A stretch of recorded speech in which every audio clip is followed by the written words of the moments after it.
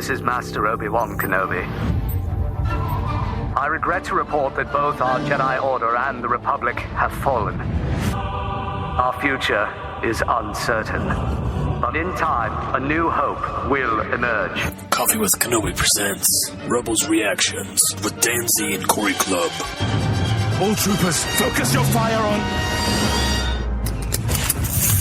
on the Jedi. Come with us. Learn what it truly means to be a Jedi. I'm in space. And I'm about to die. You need an opening. Found one. What did he say? He said hello, hyperspace.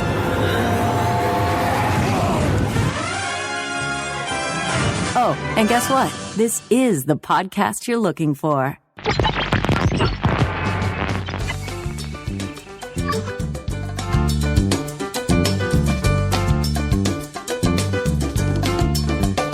This is Adam Watson of Star Wars in the Classroom, and you are listening to Coffee with Kenobi with Dan Z and Corey Club. This is the podcast you're looking for.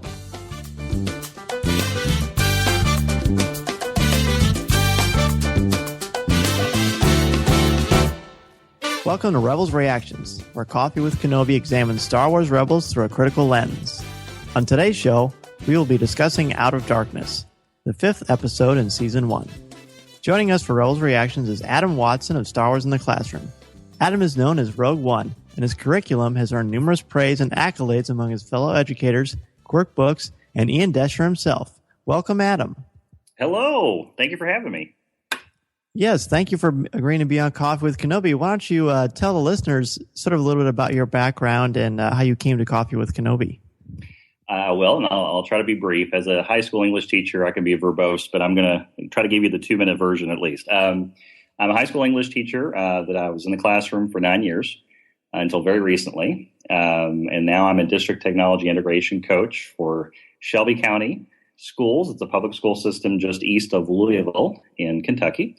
So that means that now I do a teaching with teachers. I kind of coach them on how to use education technology. So I'm really excited about that.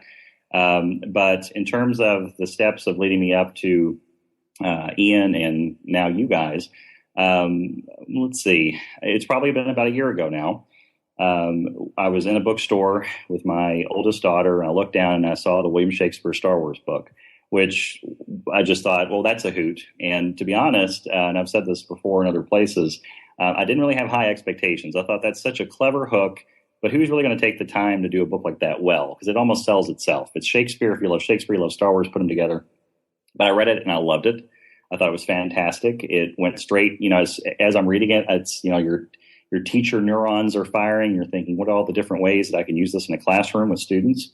And in my previous district, there was a yearly annual grant opportunity that you could apply for a grant. So immediately I started thinking, okay, if I could get a couple of class sets of the William Shakespeare Star Wars book in my classroom, we could talk, on core content standards, I should add, things like how authors transform text. Here's an author, Ian Desher, that's taking William Shakespeare, transforming this text of Star Wars, looking back and forth across multimedia, looking at the Star Wars original movie, looking at the William Shakespeare Star Wars book. And with all those things, basically I created an academic unit around it. And how it expanded and went even further than that is that early in the process, as I was still writing the grant, hoping to get it, I just reached out. I figured the worst that he could say is no or just ignore me. But I reached out through Ian, through the internet, and got his email, emailed him and said, hey, I'm a class teacher. I'm thinking about doing this unit with my freshman English students. Is it possible that maybe we could Skype at the end of the unit? I think that would be really powerful. And he was gracious and kind enough to say, sure. So at the end of the unit, that's what we did. When I was getting near the end of the unit, though, as a teacher, I developed all these day-to-day lesson plan, 1, 2, day 3, day 5, some, worksheets and handouts. And when I was creating all these resources, I thought to myself, gosh, this is a lot of stuff. I'd love to be able to share it. But at that point in time, I didn't have really a website presence or anything like that where I could house it. So once again, through the internet, it was really probably, I think, just a Google search. I came across Star Wars in the Classroom. and contacted those guys and said, "Hey, I'm a teacher," said the story. Is there any way that maybe you have some space? I can throw a few of these documents up or something. And again, very kind and very gracious. That's the lovely thing about education in Star Wars. I think, teachers want to help teachers, and Star Wars fans, we bond together. So they said, yes, we'd love that. In fact, we're about to start this initiative called the Rogue Initiative to band together all these Star Wars minded educators. And so this would be a great kickoff of that. So I'm proud to say, gentlemen, that I am Rogue One of the Star Wars in the Classroom Rogue Initiative. So I'll put that on the tombstone somewhere. But anyway, I put up the materials, and that's how I, came across you guys. You all, being contributors as well to the Star Wars education experience. Quirk Books, the publisher of the William Shakespeare Star Wars trilogy there. Through some back and forth emails there, they were very excited. They've shared, some of the materials. They even had, at a later point, they put a little website presence that kind of mirrored an archive of the Star Wars curriculum that I created. So it's been a wild ride. And again, at the end of it, as Ian promised, he did a Skype with my classroom, and it was awesome. What can I say? So that was probably longer than 2 minutes. I apologize, but that's the journey. Well, that's all right.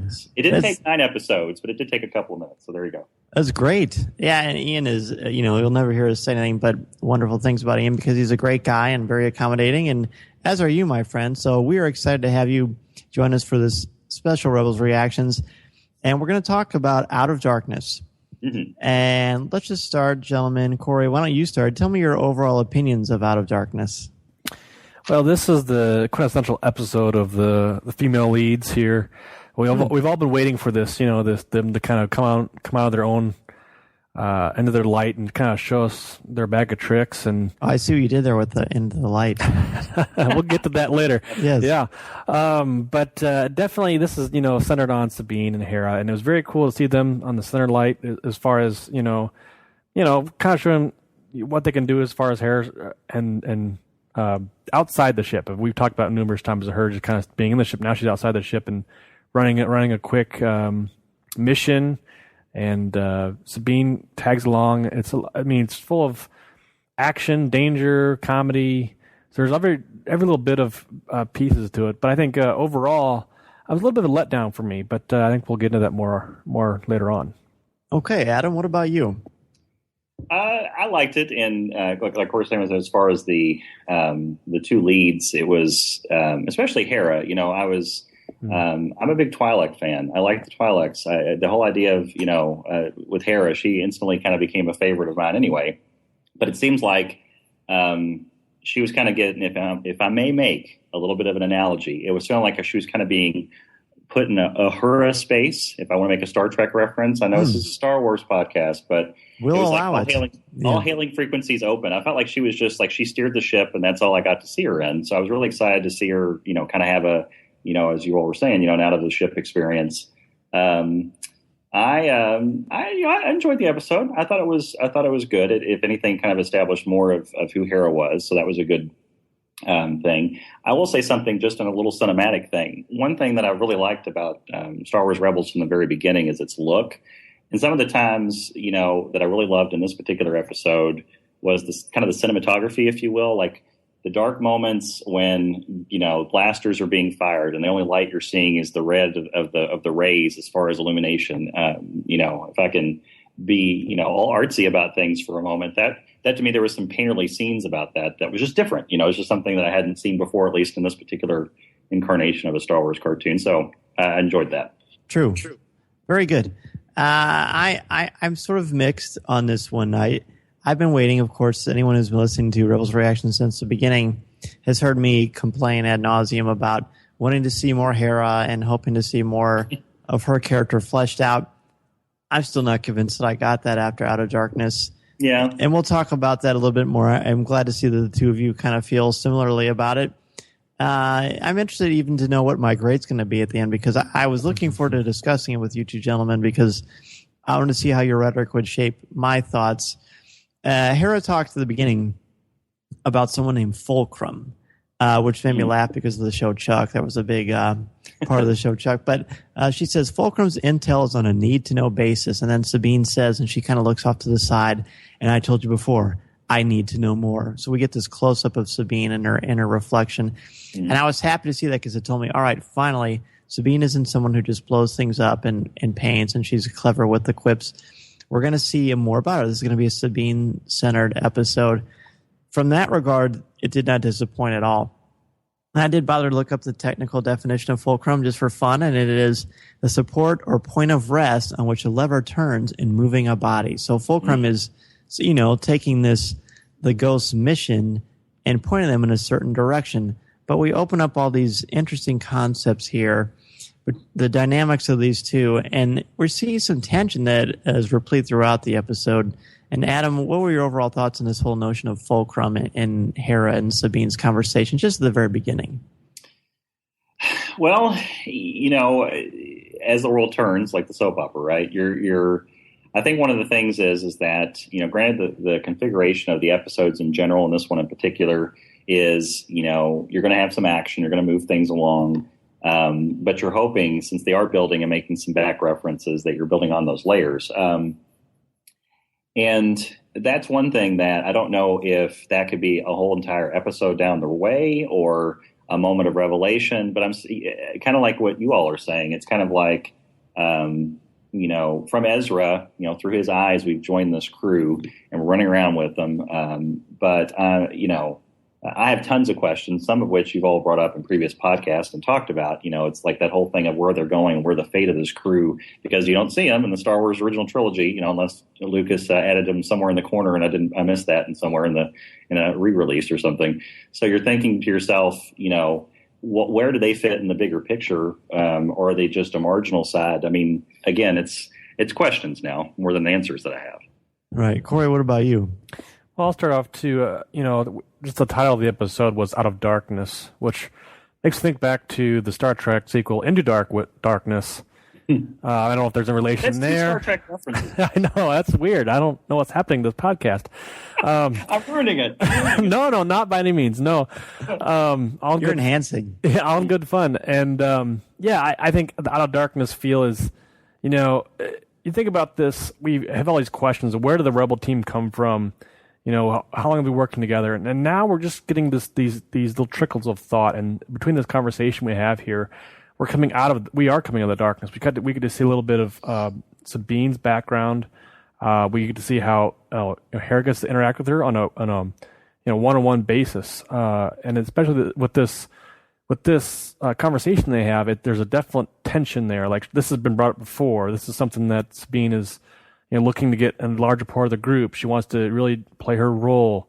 And, as far as a fulcrum and that analogy you had earlier, as far as it levering into the body of the movement, if you will, of the working parts. I hope this is it. I hope this is that pitch into a big arc, and that's really going to, knock our socks off. Because I thought it was kind of weak in a sense, but I like this conversation. This was a strong point, I think, in this episode, because it's something we haven't seen before, but it also gave us a lot of good background as far as the characters.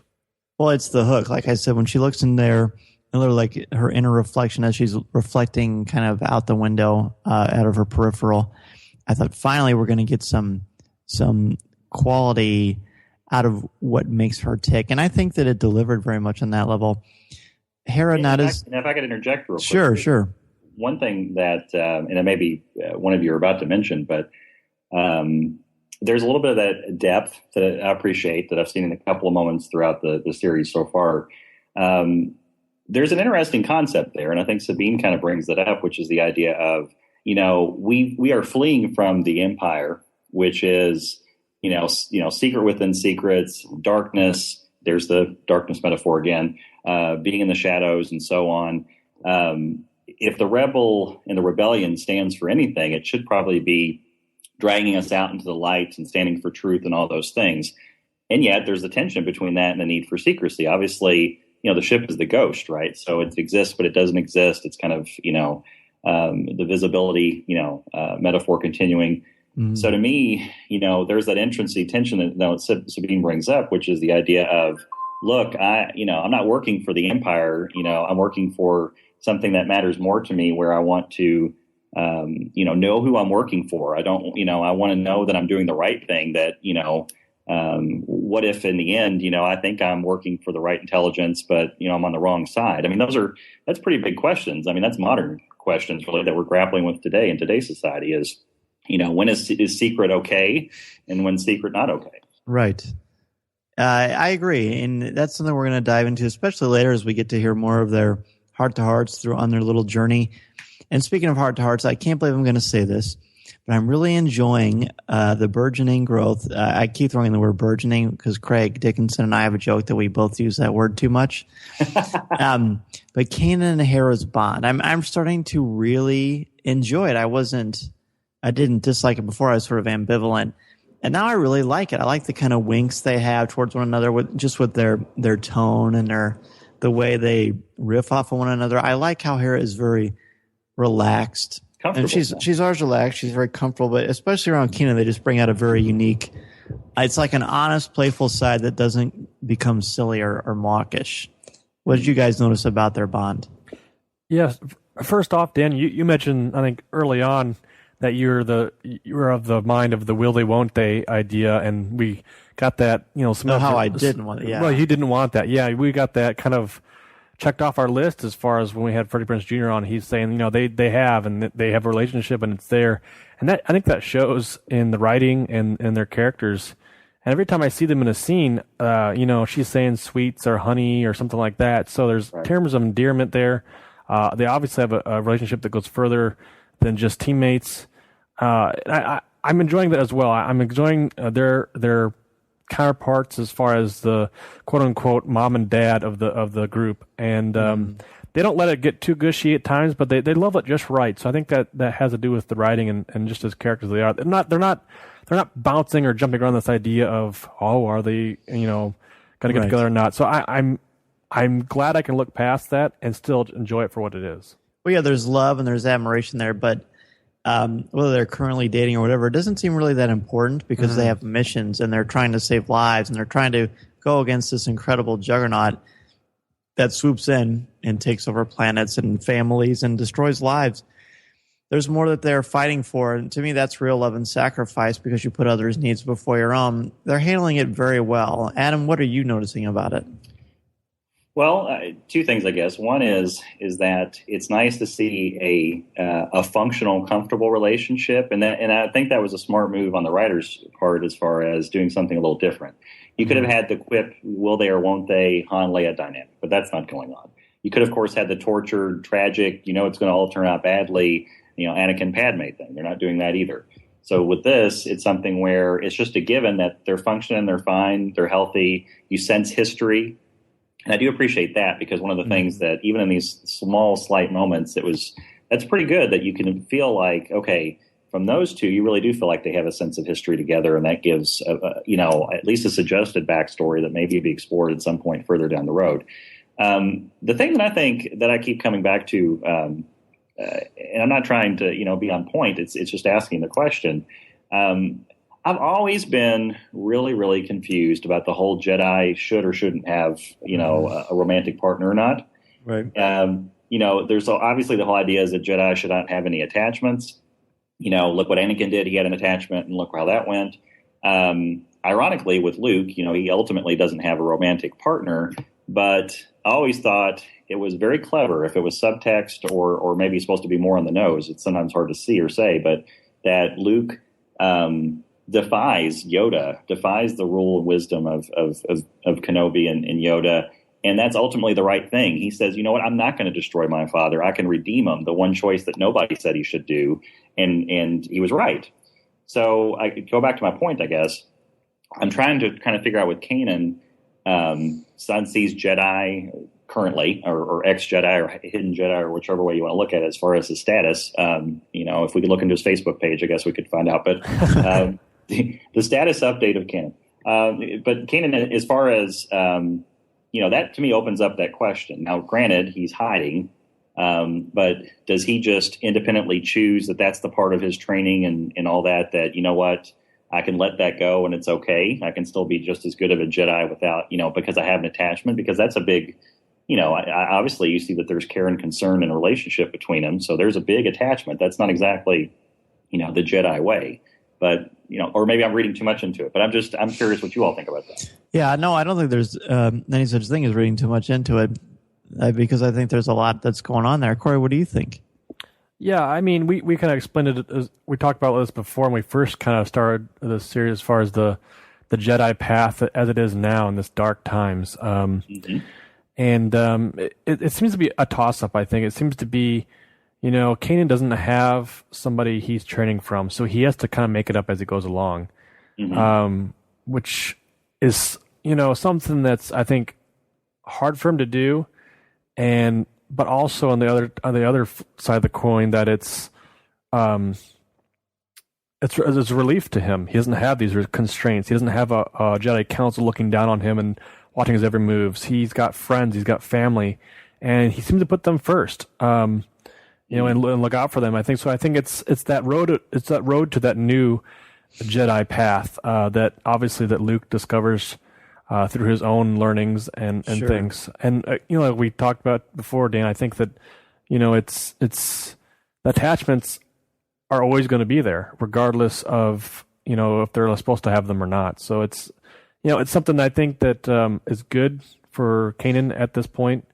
And it's always as a storyteller tells a story, they always say, what's the hardest thing that can be taken away from the hero is what's they're going after, and to build this relationship as it is now, and down the line, down the series as we go on, will there be a breakup there? Will someone get captured or something like that to really wreak havoc on something that's we know right now is solid and firm? So I'm interested to find out where it's going to go, and how they're going to break it up.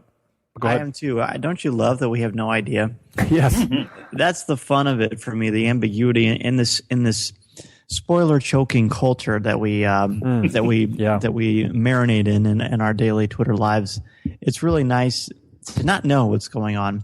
Can I add to that? Because sure. I think that's something that is so refreshing that I've almost forgotten, which is, again, another tangent. We keep spiraling away from Star Wars, but I'm a huge fan of the superhero movies. I was a Marvel kid in particular, although I read both my share of Marvel and DC comic books. And what a joy it is to be in a world where the special effects and the budget and the culture has gotten to the point where, these movies I would have dreamed of as a 12-year-old are now coming out. But there's also a small part of me that's a little bit of a letdown because, when they talk about, the next major arc, they're going to do this, that, and the other thing. Well, I've read the comic books and I pretty much 80 or 90% know what's going to happen. With the prequels, there was a bit of that. Like, you kind of were curious about some of the steps along the way, but you ultimately knew by the end of episode 3, Anakin's going to become Darth Vader. That really wasn't a surprise. And again, an interesting parallel here, because not only do you have Star Wars Rebels, where it's like, wow, if these guys, we assume, have some kind of significance to play, and they say now that these are going to be canon, so we wonder how that may be setting up these small little gems and nuggets that are actually going to play out in the movies later. Both in the cartoon, the Star Wars Rebels series, and in episode 7, 8, 9, we're back in uncharted territory. There's no comic book that came out. We're not following an expanded universe novel. We really don't know what's going to happen. And I love that. I mean, that brings back to the whole thing of, at the end of Empire, it's like, oh my goodness, Han, is he going to die? Are they going to find him? I mean, you really don't know. And that's great. I love that. It is great. It's adding to the power of the narrative. Speaking of the narrative, one of the things I'm enjoying so much about Rebels is that while we're seeing these characters grow and we're learning more about them and learning more about the Star Wars universe, we're seeing a lot of metaphors sprinkled in, and I really noticed them a lot in this particular episode. Even though I'm up and down on it, I love the metaphors, and I want to bring out two elements. One's a popular motif in just about ever since the first story ever told. One, not as much. So let's look at both light as a metaphor and gasoline as a metaphor. Okay. Yes. I'll just start on this one. For me, the light one, I think the first time I watched it, I noticed it, but I didn't process it the way that I did the second time I looked through it with my Coffee with Kenobi eyes. And I, of course, you've got these creatures, these demonic creatures that don't even speak. They don't have voice. They just have growling, and they have claws, and they have teeth, and the spooky eyes. Very reminiscent. The eyes reminded me a lot of General Grievous, the animated Grievous, I thought. But then the light is there, and then when the light is covered up, darkness envelops the land, and evil can run and make chaos. So they have to wait for light to come out for there to be peace, for there to be moments of reflection, for there to be moments of knowledge, because then they can make a plan. So I love the light metaphor, and it's of course, heavily Christian-based. It reminds me so much of even things like Beowulf, when Grendel's mother is killed, which we've talked about before. Light is a very popular motif in literature and good storytelling. We see a lot of that. So let's talk. Is there anything else that I left out about light that you want to talk about, either of you gentlemen, before we move on to gasoline? Yeah, it's definitely a heavy theme in this, and then even in the entire Star Wars saga. I mean, there's always these light and dark moments, and we see it in every. And I'm just thinking about the Empire Strikes Back lightsaber battle scene on Cloud City. Just the light used there, and the things, and the revelation of him being his father. Just things like the ups and downs, and it just seems to be an ongoing theme, and especially in this episode, it shows that. There is still darkness outside the Empire, too.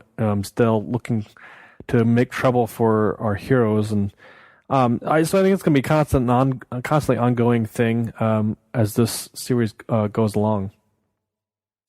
All good points. I thought that on just a construction level for just a second, I thought it was really interesting about the whole. This wasn't a thing where we have to hunker down before, and see if we can survive the night. I love the idea that there was the asteroid that if it, a big enough one passed in front of the sun, you'd be out of luck for 10 minutes, and then maybe you'd have, 8 minutes apiece or something like that. That was a little interesting way to mix it up. I love it. It's like there's the idea there. To me, the asteroid represents time, and time can impact light and dark, which I really liked. Agreed. I don't know. I keep one of the things about light in general that I keep thinking about and trying to rack my brain. I taught a myth and legends class for several years as a high school teacher until last year when I switched positions. And I'd like to think, and I'm sure that they're not throwing out names randomly. To call her Hera is an interesting choice to me, and right. The Greek mythology of it. And again, I know you all have touched on that at some, I think, but it's.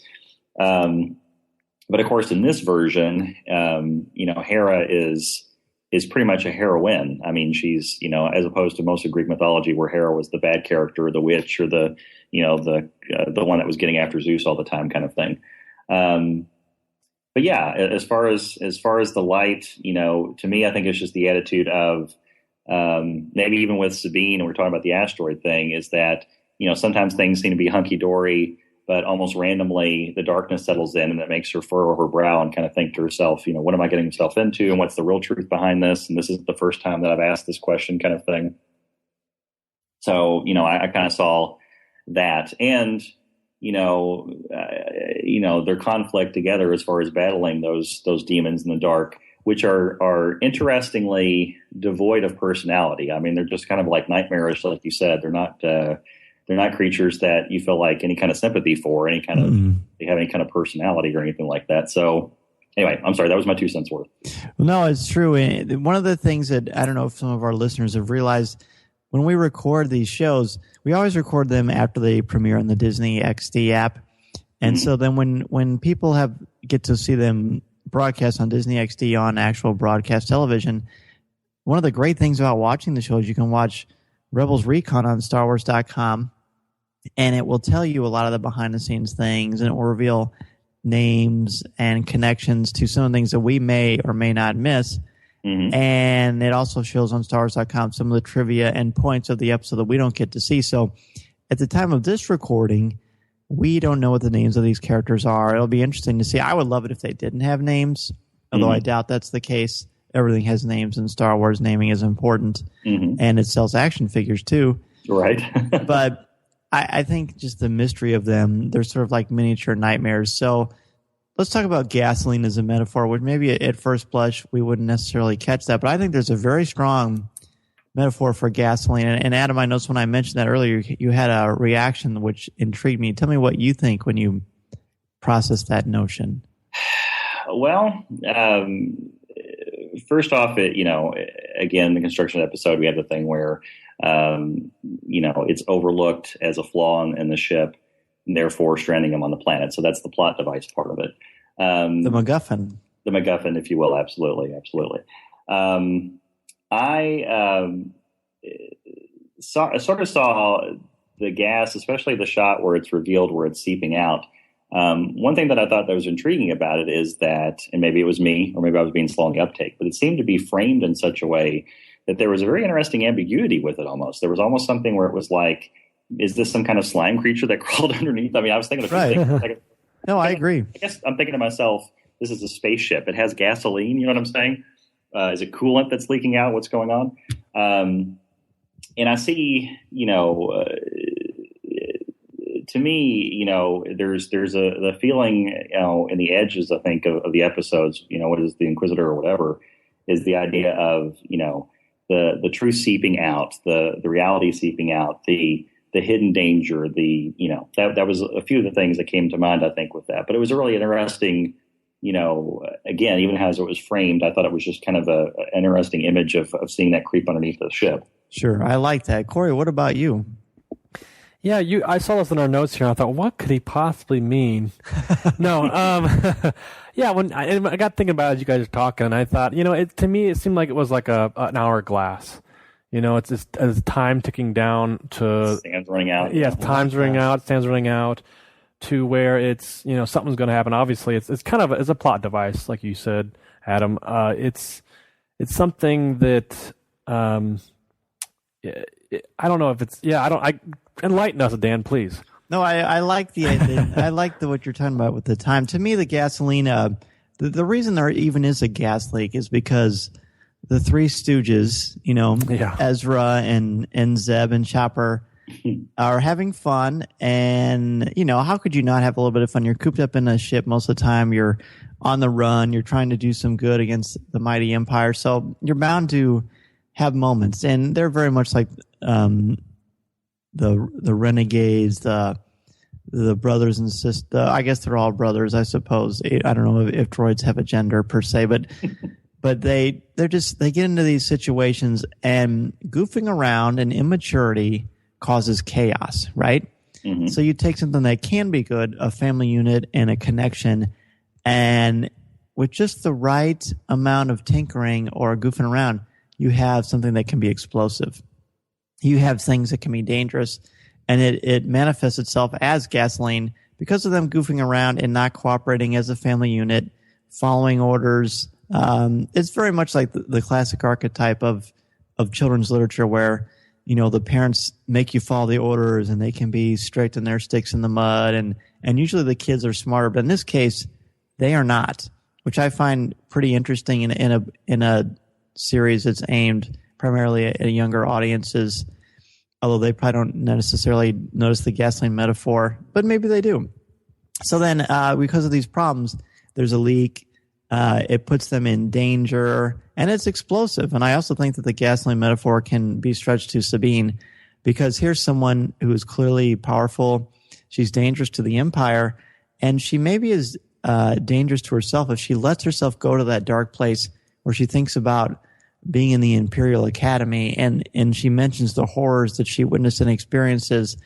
And Hera is very much someone that she leans on, that she looks to. Talk about Hera as Mother Earth. She's the mother of the ship. She's like a big sister more to Sabine.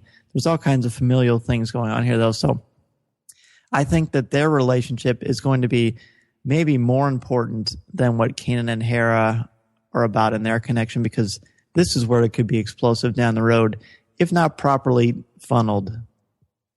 How'd I do? I like it. That's good. And I thought funnel was perfect, right? Gasoline. Yes. Yeah. I like it.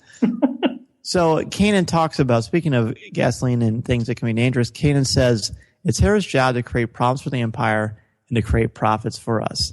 And Corey and I were talking about this a little bit before we started taping. What exactly is the end game? Is it just to cause little tiny headaches where the Empire can just take a Band-Aid and fix it. I mean, it's way too early to know what their end result is. I mean, obviously this leads to the start of the rebellion, so we know it's not going to be for naught. It's going to be really important. But I think it would be very intimidating to continue to fight and just throw rocks against the Empire. And sometimes it seems like that's all they're doing. Yeah, mentioning that, I think that's interesting because to me, and this goes back to Spark Rebellion, I think, as far as, the dramatic music, the upsweep of the camera and making a dramatic choice there for Ken. To me, I feel like he's kind of pilfering around the edges a little bit. I think there is a feeling, that right now they're able to kind of make these choices where they're making these little pinpricks against the Empire as far as, we stole a cache of weapons or something like that. And, we blew up a TIE fighter or two or something like that. There's, in one level, like you said, I think it is setting up a little bit of the idea of, how huge that underdog, like the opening shot of the first movie, the little bitty rebellion, it's almost, hardly significant, the growing into, the seed that grows into as far as to take down the entire Empire. But I think it kind of feels a little bit, I feel from his character anyway, at least this is my opinion, that he's comfortable and he's able to right now straddle that fence. I feel like in the future, maybe in a few seasons from now, continuing that long, but at some point he's really going to have to make a hard choice that, for the greater good or for the nobility of it, or as a sacrifice perhaps for all the things that are going to happen that we know are going to happen in the original trilogy and so on, he's going to have to decide, even though it may be, the one TIE fighter, or the one Star Destroyer, or whatever it might be, or the Inquisitor himself, that he can't, run around and just do these little jobs. He's going to have to make, truly stand against the Empire for all it is. And it may be that he'll lose. And what a tragic choice that would be, but, for the greater nobility of the heroism of it. Because that's an interesting thing I think about the whole Jedi idea, after Order 66, is that, I think there's that feeling, you see that with this character, is that, you want to hide. That's the best thing to do. There's a self-preservation thing that probably kicks in. You're scared. You're not sure what you're going to do next and that kind of thing. From that to the moment where you're going to turn around and face the enemy and try to do something with it. That's what I thought was interesting in the episode, where I thought, oh, Luminara, she's alive. It's a thing of, it was interesting to see that spark in him, where it was like, he really was like, oh, we're going to get her. It didn't matter how silly or ridiculous they were going to storm into the heart of an Imperial situation. That was the right thing to do for him, to try to save another Jedi. And that was an interesting turn for him. It wasn't like, what's the profit in it? So I think that conflict in him, I think, is something that's going to play out later.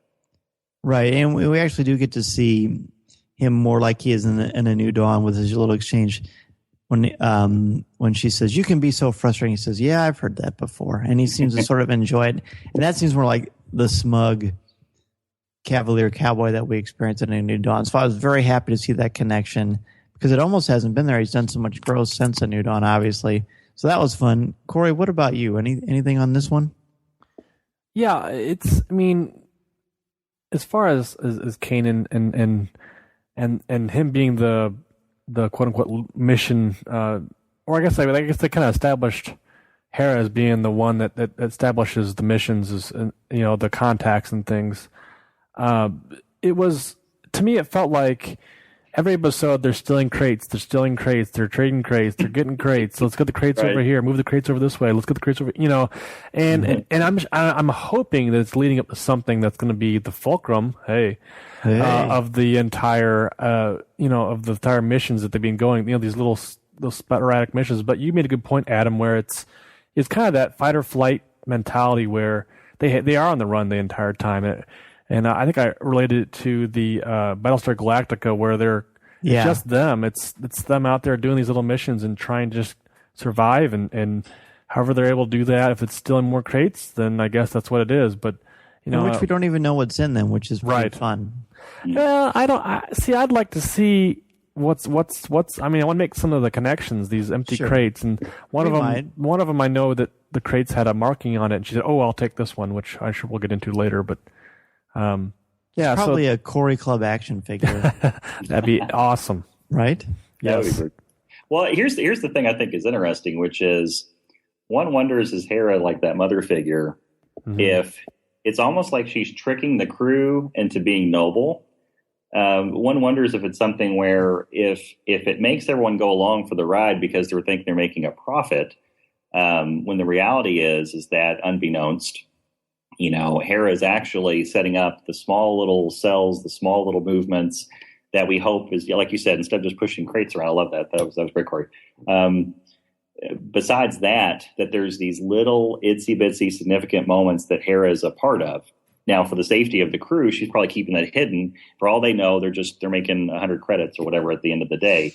The bigger picture is that she carries maybe that burden of, I'm handling a bigger mission, and to have that crack open at some point, maybe in a future episode, would be great. I hope, the fulcrum thing sure. Again, that's actually what's going on, or fulcrum's a code word for maybe a character that's young, that we know from the trilogy or something. That would be a great moment. Maybe it's an acronym for something. It could be. I have thoughts on that, but we'll talk later, right? Really? Well, I mean, we can talk Adam now. Adam brought it up. Let's talk about trust. For a limited time at Sprint, get $50 for each new phone you lease when you switch. That's right. You'll get $50 for each new phone on a prepaid MasterCard issued by MetaBank member FDIC. Just register for the card online and you're good to go. Get a network built for unlimited and a great price at Sprint. It's the best of both worlds. And get $50 on a prepaid MasterCard for each phone you lease. Visit a Sprint store this weekend only for sizzling Sprint Saturday deals. Card terms, conditions, and expiration apply. Hera's big selling point as far as why she's withholding information from Sabine. Sabine has a huge problem, clearly, with not having the information. The Empire did this to her. The people that are bad did this to her. And to what extent, we don't know. But Hera says, very poignantly, and I do want to point out, she seems more vulnerable with Sabine than she does with anyone. Sabine brings out this tender, vulnerable side of her. And no one would argue that Hera isn't the leader of the crew, I'd think. I mean, even Kanan would say that. But she says, she shows her almost reverence for Kanan. He's the Jedi. He knows what's going on. And then she says to Sabine, if captured, you can't reveal what you don't know. So it's a brief monologue, but the big picture is that, do they expect that they're going to get captured? I mean, I know it's a precarious situation. There's just a couple of them against the Empire, but trust is a very important thing. Communication is a very important thing. Sabine wonders if they're going to make a difference. Are they walking into another nightmare? Literally, they walk into a miniature nightmare that's manufactured for them through this mission. She says, believe in the long-term plan. Kanan knows what he's doing. So we've got faith, we've got trust, we've got issues of communication. A lot to dissect here. Well, here's the other side of that too, Dan, is, got revealed that Sabine has been through the academy a little bit and seen the other side of things. So maybe the trust factor is not necessarily come full circle for Hera. She's still playing her cards close to the chest and doesn't want to give out all her secrets because, how much can I trust her? And even Ezra and even Zeb. And I feel like she says, I trust you. Basically, it's like saying, you need to trust me here because as a parent, I have to withhold this information from you. Sure. But it's for your own good because if you get tortured, see, that's the thing. When she says, if something were to happen, you would reveal it. You can't reveal something you don't know. So that's not really protecting Sabine. That's protecting the rebels. Yeah, that's a good point. Yeah, it's, again, it's interesting to see. One of the things that it's very much war. It's so much like the Revolutionary War. There you go. There's an historical connection. I was just going to say that as far as the the bigger picture of how this plays out, one thing that I'm curious about is, we imagine, because that's typical of literature and everything else, if we're following these people, they must matter. By the nature of them being protagonists, we kind of fall into the, these are important people because they're the focus of the show and so on.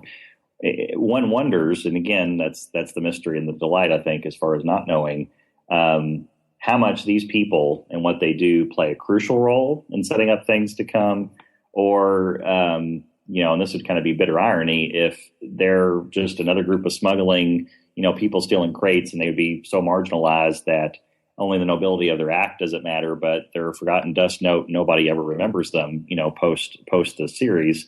That's some sad fate in that, if that was the case. I would think that would be pretty dark for them to go down that path. I'm going to assume it's probably the former, not the latter. But well, they have said it's going to go to some pretty dark places. Yeah, that's true. And one wonders, I mean, again, without being too clever about it, there was, if they come up with some kind of device that says, well, when Empire Strikes Back, when such and such happens, oh, okay, that's great. I mean, if they do that in a way that seems natural, not forced, then I'm all for that. But the absence of, but they're not standing around, are they? No one's seeing Sabine as a 30-year-old, a crucial general, General Sabine in the rebellion or something like that. I mean, since you don't know, at least as far as we can tell, one wonders again what things they're planning in the series, that when it goes to episode 7, 8, 9, suddenly you'll see these characters as older, perhaps, or something like that, or my mother was so and so, and that kind of thing. I mean, Ezra himself, I think I've thought about this since day one. He being so young, he has force powers. So it would have been nice for him to pop up at some point, I think, and jump in and help out probably somewhere in 5 years. Because again, the series it's 5 years before A New Hope, right? It is. Okay, so with that in mind, again, that's ominous to me. I mean, okay, if he has, he's yet again the story of the kid in the boondocks that. Unbeknownst to anyone, has this hidden force potential and all that stuff. Well, either is that going to be cruelly cut off at some point in the future, or is that something where he reemerges as a general statesman, in the episode 7 timeline or something like that? And then, sounds like he's speculating. Oh, yes. No, I think you're right. There are going to be a lot of connections there. Corey, you were going to say something in our notes. We talked about maturity and the maturity of the crew and sort of how they gel together. And what did you want to bring up about that? Yeah, you mentioned that Zeb and Ezra and Chopper are kind of three stooges this episode, and very mature as that little scene plays out. They're fixing some of the repairs, and they obviously make the mistake of not repairing the fuel cell or the fuel line or something like that. And it's I made the connection too. It's like Zeb, we get to meet him in the premiere episode, and he's telling everybody he's going to end Ezra. He's going to fix him good. He's going to get him, and now we are 5 episodes deep, and he's playing, grab ass with everybody. And I just think that you made the point too. You said, he was part of the honor guard of his people, and it just lowers his character his a little bit, I think, for me. I agree with you. That's why I called him the Three Stooges earlier, because Zeb's a member of the honor guard, but yet he falls into these traps with Ezra. I guess that maybe Ezra's helping him get back in touch with his innocence, maybe, and what it was like before he saw this genocide on a gigantic scale for his people on Lasan. So that's what I'm hoping. That's how I'm trying to make peace with that, because I do find that act a little tedious, and for some people it may be their favorite part of the show, and I sound like a curmudgeon, and I'm okay. I'm okay with that. I don't think about that. The tonal shifts of that sometimes, you could say, well, hey, it's an animated show on Disney, sure, but that might be shortchanging it a little bit if you want to look at it with a critical eye. I think. Well, there may be big picture, and I'm sure that this is part of their growth. But yeah, I know what you're saying. Go ahead, though. I'm sorry. No, I was just going to say, as far as a finishing point, it's a hard balance to hit. And just to go, back to New Hope for a second, Chewbacca is such a fact to me.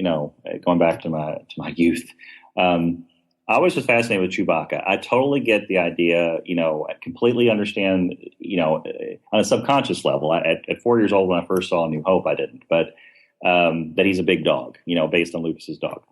The idea of that, though, that was interesting in New Hope is that when you have that scene where, Han says to R2-D2 and C-3PO, you better let the Wookiee win. Why, sir? It's not fair. Well, you could rip your arms off. Chewbacca was so cuddly, and yet you totally got that he could rip your arms out. That's a Wookiee. You had that somehow to hold both of those things was very difficult, but they played that great. And when he reaches out and hugs Luke and things like that. You could have those moments and have other moments where he would growl and you could feel like, oh my God, he could go after me. That's hard, but they did it really well. And that's something with this character that I feel like they're struggling. I mean, either he's a guy that's Mr. Gruff or he's, a goofy, immature 8-year-old. It's hard to, at this point, 5 episodes in, it's kind of hard to make that work, I think.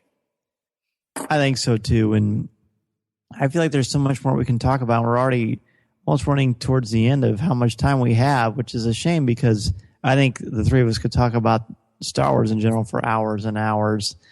Before we move away from this, though, I do want to point on a few more little things. And Adam, your insight has been so great. Who doesn't love a high school English teacher? I certainly am a big fan. My wife loves a high school English teacher. Right. There you go. Hey, mine does too. Hey, how about that? Life is good. There's beautiful animation. The score is wonderful. We see the elements of horror. We touched on all of those things there. Is there really anything else that you guys would like to talk about? There's one thing I want to point out before we give our last minute thoughts, and damsels in distress, right? Mm-hmm. So Sabine and Hera are finally, at the end, and it looks pretty precarious. We're reaching the climax of it. We also see a lot from Hera. We see fear, a little bit of panic. I always was under the impression she was cool under pressure, and I still think that she is. She's a crack shot. She's a leader. She has these great strategies, and I love that when she calls the ghost, she's like, oh, hey, guys, did you happen to check? And then she unleashes on them and says, hey, you made a mistake. We had a real situation on our hands here. So she handles that really beautifully. So we get to see a vulnerable side of her that I didn't quite expect, that we didn't really see in A New Dawn. But still, I feel like this is more of a Sabine-focused episode. What I'm trying to say is these two, we've been waiting for a female-centered episode, right? Mm-hmm. And then all of a sudden, the ghost comes in playing the throne room music from the end of A New Hope. Right. And the girls are rescued by the guys. Are they damsels in distress? Yeah. Adam? Go ahead. Oh, I was going to say, I kind of felt that coming on because they're setting it up to be that way. And we all kind of knew that's the way it was going to go. That's the way the storyline was kind of played out. They have the issue. They're stuck at the planet. The other ship has to come pick them up, and it's all the guys helping out the girls. But I noticed one thing, that they shone the lights down on the planet there to ward off the creatures, and it didn't work. So because it was artificial. So and when they realized it, yeah. Yeah, when they realized it. So I felt like, oh, well, they're not. I mean, they're there to pick them up. Obviously, they wouldn't leave them stranded. No. So they're teammates. But and the other thing too is, I felt like Hera and Sabine really held off the creatures well. I mean, thank goodness they had those giant barrels there. I mean, that was very, very nice, right? Convenient. But I see some sarcasm, Corey. The sarcasm meter went off. Yes. But can I say one thing that I thought about when I watched it? And this is I'm trying to be positive about this. I'm not saying in a rip-off way at all. To me, it was a powerful homage to Aliens, as in the second movie. Okay. Oh, good. I love that. And to me, first off, how much this was conscious and how much, James Cameron stopped by the cartoon set or something, I don't know. But you have faceless creatures that you don't have to feel bad that they're blowing up. I mean, these not Ewoks or anything like that. They're evil, nightmarish, as of right now, nameless creatures. There was the mother-daughter feeling of Ripley and Newt, that you kind of saw that kind of relationship going on with Hera and Sabine. Right. There was a moment of tenderness that was subtle and quick, but I really liked when Hera put Sabine at the top of the ship, like, getting her out of danger kind of thing. Mm-hmm. I hope I'm not remembering that wrong. I think it was Hera that put Sabine up on the ship. Yeah, that sounds right. Which was great. It's like, I'm the mother figure, I'm going to protect. And if you really want to continue this, the whole idea of it is that, they finally kind of, there's the waves. I was thinking about the scene in Aliens too, where it's like the guns were down to 30 rounds, to 20 rounds, to 10 rounds. The wave, 7th wave, 8th wave, we're almost out. And then as things were looking dark, there's kind of Bishop with the ship that comes in just when they think they got abandoned, they got swept up and they escaped the planet before the planet blows up. There was a lot of deliberate things about that. I'm not sure where that exactly went as far as a metaphor for anything, but it was interesting that they kind of painted that, again, you could look at that as far as, was Ripley a damsel in distress? I mean, she was kicking butt there. She was blowing up lots of aliens. in the end, it was a team effort and, all that kind of stuff. And Hera still rules her ship. But anyway, that was my thoughts about that. I just thought that was just interesting. It's a good parallel. Good in-text that. reference. Yeah, I don't think that they're damsels in distress. In fact, when this is going on, Sabine saves Ezra twice. She saves the guy who's trying to rescue her twice. And she says, look, kid, don't read too much into it. I'm just doing my thing. So she's got that real, that BA attitude about it, if you will. Mm-hmm. Right. So I like that. I do think that you can't see that scene and not think, oh, geez, the guy has to rescue the girl again. Here we go. I don't think there's. What's that? I was going to say, can I make the quick note that we talked about Hera and getting to see her in action. Her and Kanan switch roles in this moment. We don't even see Kanan. We don't see him. I'm assuming he's flying the ship, so he must be. We don't even hear witty banter. What a great role reversal there, though. As far as him flying the ship and she's out blasting away and taking care of business. So I did like that aspect of it, and like you said, I agree with you guys. They're not damsels in distress. I think they can definitely handle themselves very easily. And that, my friend Corey, is one of the reasons why this is not a sexist moment. They're not damsels in distress. The role reversal shows that being a hero isn't about gender. It's about a state of mind. It's about action. It's about caring about other people and putting other people's needs before your own. They're people that rescue one another. As you said, Adam, they are a team. Everyone has a purpose. Everyone has a role. Everyone has a function. So they collaborate together and they make it all work beautifully. So this is a very positive moment in Star Wars and storytelling, because the role reversal shows, I'm pretty sure that if A New Hope was filmed now, and of course this is just my own educated opinion, but I feel like Princess Leia wouldn't be sitting back on the moon of Yavin looking at the fight. She'd be probably in one of the X-Wing fighters. This is the moment where we see that it's not about gender. Heroes are heroes. And I think this is very strong. And I can add real quick to that. I would say, and this goes all the way back to your gasoline thing that you were talking about earlier, Dan. I think there's a running metaphor throughout all the Star Wars series, really, about the limitations of technology and what happens when you're overly proud, perhaps, or overly dependent upon technology. If you think about just in this episode, for example, you have the idea of the ship fails because, they were too, everything checked out fine. Instead of being the humans of eyeing it, they assume the technology checked out fine. Gasoline leaks, the ship fails.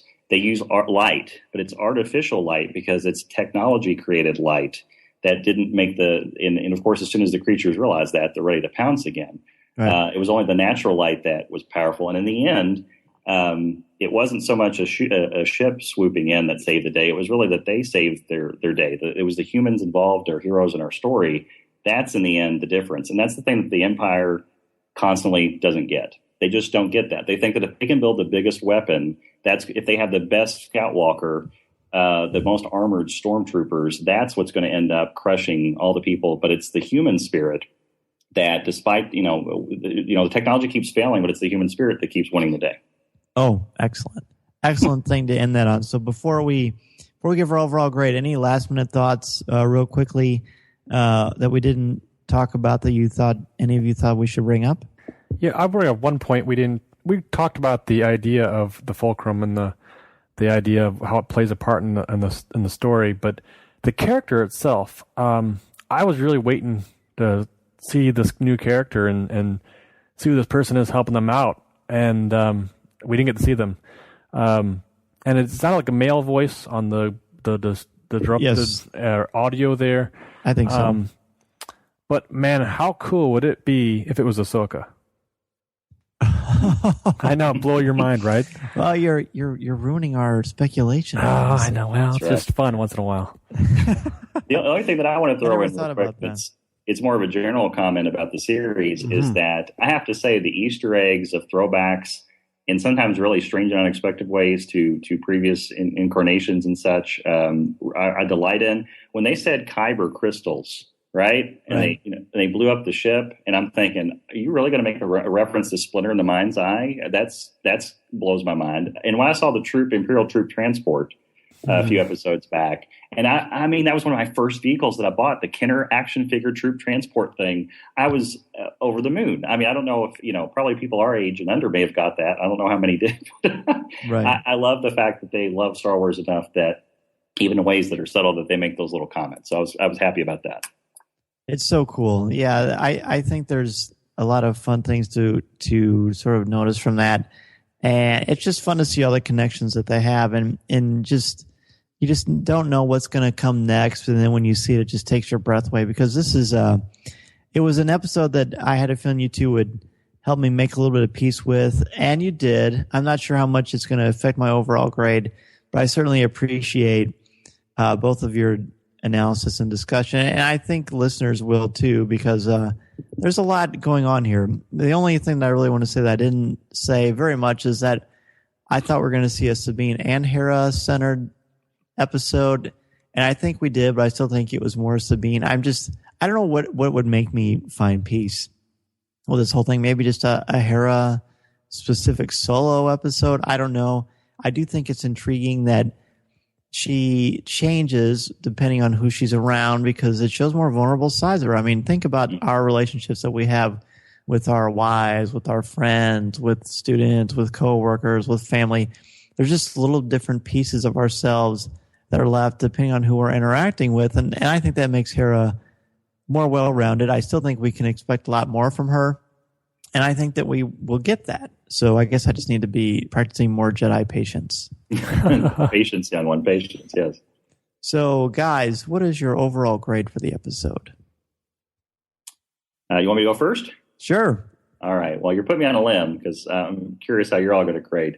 I might be being a little generous. I'm pulled into the spirit of talking so much about this episode and looking at some of the metaphors and such. I'm going to give it a solid B. And that's influenced also that Aliens is one of my favorite movies. So that homage maybe pulled me into the B category. So a solid B for me. Very good, Corey. Like I said before, it wasn't one of my favorite episodes. I always, when I go to grade, I always look back at all the other episodes and how I graded those and how it kind of goes with everything. And this kind of fell a little short for me. I given it a C+. It was a little weak, and it's a low rating, but I got C's in school too, and they passed, so it's all good. It's That's right. It was a lot of fun. It was nice to see some of the other characters take light, and definitely through this discussion, it's making me see it in a whole different way. So, who knows? Maybe ask me again next season, and we'll see what happens. Interesting. Well, when Adam mentioned that he was going to be really generous, I thought I didn't know what he was going to say, but Adam, I have the same grade as you. I have it a B. Okay. And I enjoyed elements of it. I love the metaphors, and I like how you talked about the cinematography, and the things with light always resonate with me. And I'm glad we got to see a lot more of Sabine, and we finally get to see some insights into her. I still think there's more that can be done with Hera, and there are times when I think, I wonder if they're confused about how to handle her. She's such a powerful, I mean, she's like a tour de force, what John Jackson Miller created with her and what Dave Filoni and the story group and really tracing everybody in PR Lucasfilm. They've created this larger-than-life female character that has the potential to be as strong or stronger than Ahsoka in the Star Wars universe. So I just think there's more that needs to be done with her, and I don't really know what it is. And that's why I'm doing a podcast and I'm not working for Lucasfilm. So, and I completely trust in what they're doing. I just think that and hope that more is going to be done. And we've mentioned this before. It was easy to look at Clone Wars sometimes because you knew ultimately where these characters were going besides Rex and Ahsoka. And we don't know what's going to happen here. So, again, like you said, Corey, maybe a year from now or 5 years from now or 10 years from now, I have a much different outlook on this. This could very well be the seeds that lead to the spark of rebellion that we're hoping for. And it's the fulcrum moment that you never realized that offside comment led to bigger things down the road. Exactly. And in the spirit of putting the kibosh on speculation, I hope that fulcrum isn't Ahsoka, because I didn't expect that at all. No, purely just not an idea in my own mind. And one more thing I'll put out there, as this, the ending credits rolled on this episode, one thought that crossed my mind, I don't know why I thought of this, but I thought if one team member is going to turn to the Empire, I thought it'd be Sabine, just from this Yeah, episode. I think they want you to sort of think that in the back of your mind. So maybe more speculation. Who knows? Interesting. Yeah, I don't know. She seemed pretty burned by whatever happened. So unless she gets Stockholm syndrome, I doubt it. But who knows? Who knows? It's going to be pretty cool to see. Kevin Hobbs was a writer on this. Adam, thank you so much. Before we let you go, we're going to have to ask you our 5 questions. So let's go ahead and get started with that. Great. What is your favorite Star Wars movie? Star Wars, A New Hope. I saw it in a drive-in theater. I was 4 years old. I saw it like 3 nights in a row, and after every night, I got a new action figure. So that's a sentimental favorite. But really, in my heart of hearts, it's going to have to go with the standard. I'm going to have to say Empire Strikes Back. Wow, it's like you and I were separated at birth. Maybe we were. That would be fascinating, yes. Yeah, I don't know if you got the chance to hear my earlier reflections on that, but I saw A New Hope and I'm driving for the first time too. Oh, see, there you go. That's and cool. Here's the funny thing, 10 seconds. The only reason I know it was 1978 when I saw the movie in a re-release is that I got action figures. In my mind, for a long time, I thought it was in 77, but that would have been impossible. They didn't have action figures until after Christmas. So there you go. And that's how I made that same connection too. Yep, we're clones. You guys are so old. No, I'm kidding. No, we are. No, it's all good. I thought you were going to say smart. That's fine too. That too, yes, exactly. So, Adam, next question is, who's your favorite Star Wars character? I am going to go with Han Solo. I love the confidence, the cocky, yet underneath the softness, that whole smuggler with a heart of gold thing. In my best of days, I like to think that I have some Han Solo in me. As far as, the ship, Millennium Falcon is best buddies, a Wookiee. I'm going to go with Han. Very good. I don't know. You know what I was thinking today? We need to come up on our website and put every guest we've had in what and just sort of keep track. That would be fun. But it's I in the digress. spreadsheet, yeah. There you go, a spreadsheet. So, Adam, what is your favorite line of dialogue or film moment? I love, in reading the making of The Empire Strikes Back, I was always intrigued when they came to the moment in the film when they were talking about they couldn't make the Han going into carbonite scene work, and they wanted a romantic exchange. I think if there was 2 words ever in a movie, much less a Star Wars movie, that has such incredible weight of significance when Han says, "I know."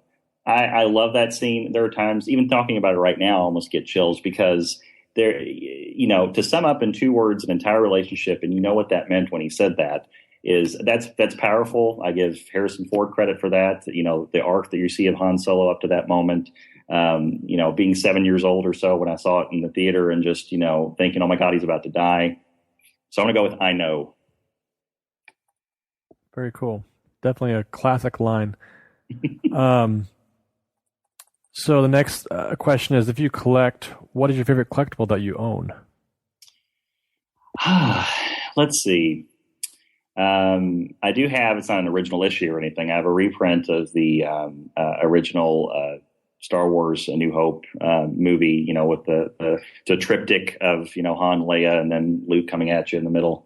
So that's a proud addition. I'm also going to go with a little side thing of my daughter is named Ayla. And yeah, so it was one of those things where, that name popped up and kind of floated around, but I have to know somewhere in my subconscious because she was born after episode 2 that I was thinking of Ayla Secura. I bought this little, figurine statuesque kind of thing of Ayla Secura, kind of an all fight mode, which now is part of my daughter's bedroom. So I'm going to have a sentimental favorite for that. I like to think that my daughter will be as strong as Ayla Secura. So there you go. Very good. And last but not least, what particular messages or themes about the Star Wars saga resonate or speak to you? I guess the top 2 would probably be the idea in the original trilogy, and again, I don't want to go on a rant about some of the midichlorian kind of arguments there, but in the original trilogy, I really loved the idea that there was a beautiful simplicity and yet wonderful complexity, the holding that paradox of those 2 things about the idea of the Force, the spirituality of that. And that's probably influenced my spiritual beliefs as well, that, you can call it, 100 different things, but it's that force that binds us, that brings us together, that penetrates us. And that's a beautiful thing. I think I've always enjoyed that idea of the universe. There's something here that unites us, whatever that force may be. So the spirituality. And probably the second thing is that I'd like to think in a real mythological Joseph Campbell building way that, what always spoke to me about the trilogy is the idea of family and friends. The redeeming of, father-son relationship that, obviously didn't start off well, to put it mildly, between Luke and Darth. But also the idea of friendships, when Luke makes that sacrifice, he's giving up his training, he's sacrificing his possible life, but it doesn't matter because it's his friends. His friends matter more than some kind of scripture, some kind of order that, the Jedi must follow. It comes down to this: his friends are in danger. They're hurting. I have to help them. I can't just sit here and do nothing. I like to think at my best of times, I try to be that kind of friend and that kind of family person. But at the very least, it's something that I certainly aspire to, thanks to the Star Wars movie showing a very mythological, powerful way of demonstrating that. Well, excellent. Wow, what an exclamation point to the 5 questions. Very, very well done, my friend. You certainly, we're very blessed at Coffee with Kenobi to have made connections with a lot of great people in fandom and in education. And it certainly was a pleasure, Adam, to have you on, to have a cup of coffee with us. Where can listeners get in touch with you if they want to ask you a question or just say hello?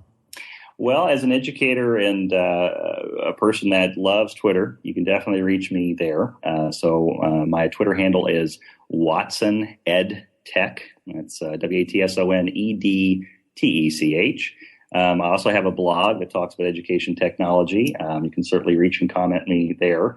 And that is watsonedtech.blogspot.com, which also has further links to get to my district page and things like that. So I would love to get a reply or follow me, and I'll try to follow you back. I've certainly, thanks to Twitter and things like Star Wars in the Classroom, that's how I found you guys. So I'm very thankful for those opportunities, and I'm very thankful and blessed to share this cup of Star Wars with you guys today. Well, thank you so much. Yeah, very, very, very cool. We had a great time. We at the Stars Line, we'd love to shake your hand at Star Wars Celebration, of course, and yes, I'd love to have you on in the future just to talk about Star Wars or Rebels or anything in between. Gotcha. Well, listen, I'm counting down to that trailer. Hopefully that'll be out for Christmas. I heard that's the rumor. So I'm having the same happy jitters that I had right before episode 1. So maybe we can have a trailer dissection wrap up or something afterwards. Oh, I'm sure we're going to be all over it. Yeah. Me and 15 of your other guests. I'm sure the line are all lined up. Yeah. An all-nighter for sure. Mm-hmm. Hopefully they'll have a lot of hosts and hostesses helping us in the cafe for that night. There you go. Well, kid, you pulled it off. Was there ever any doubt? Yes. Chopper, get us out of here!